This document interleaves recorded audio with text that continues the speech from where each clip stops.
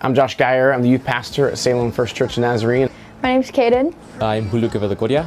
My name is Derek Quevedo Coria. My name is Hadley. My name is Jordan Hess. I'm 15 years old. I am 18.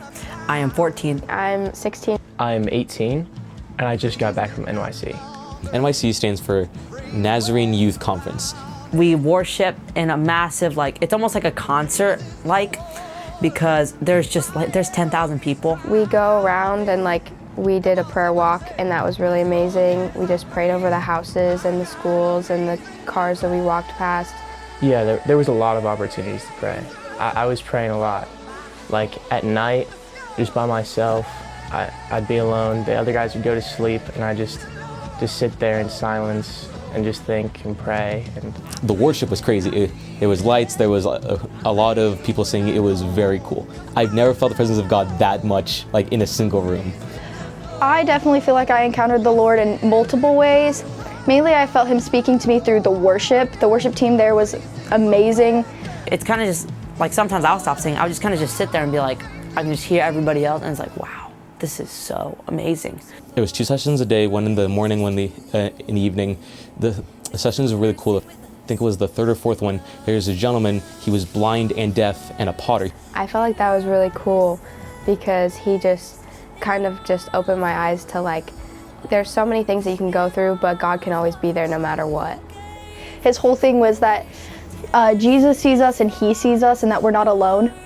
While we could sculpt our own lives, but it's God who's the ultimate potter. So no matter how good our pot is, if there's a crack in it, God will fix that crack. I want you to know something today. I see you. Your life matters.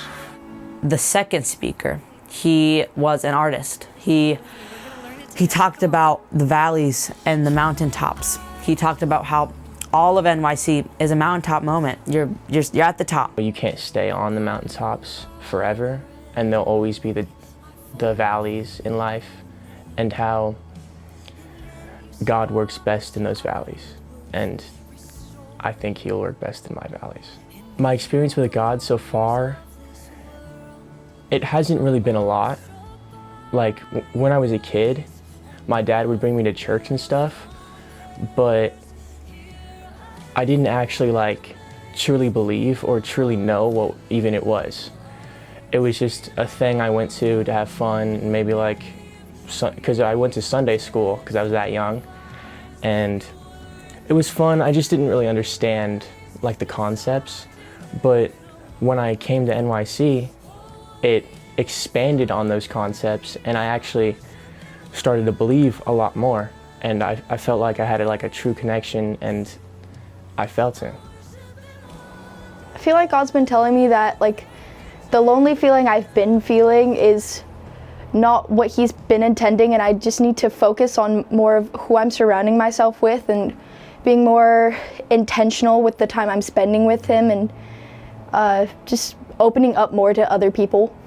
I definitely felt that a lot on this trip.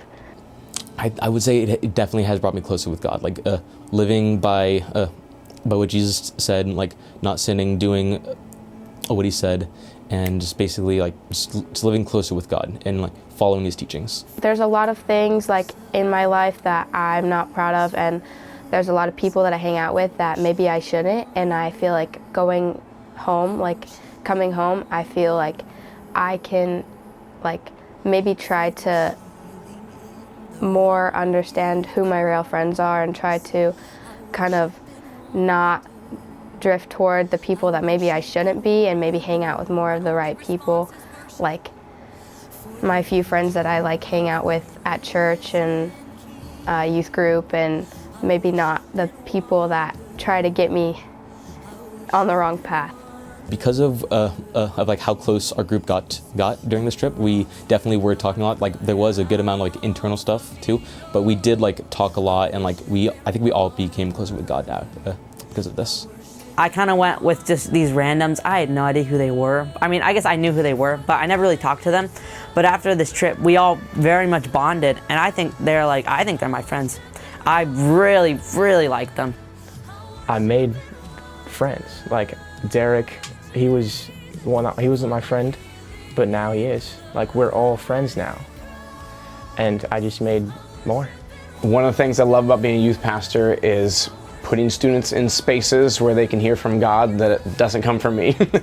And so on this trip, I saw students experience a call to ministry. I saw students lay things down at the altar that they've been holding on to that they just need to release to God. I saw students take a step of faith that they had been questioning and weren't sure about, and they finally crossed that threshold of pursuing Jesus.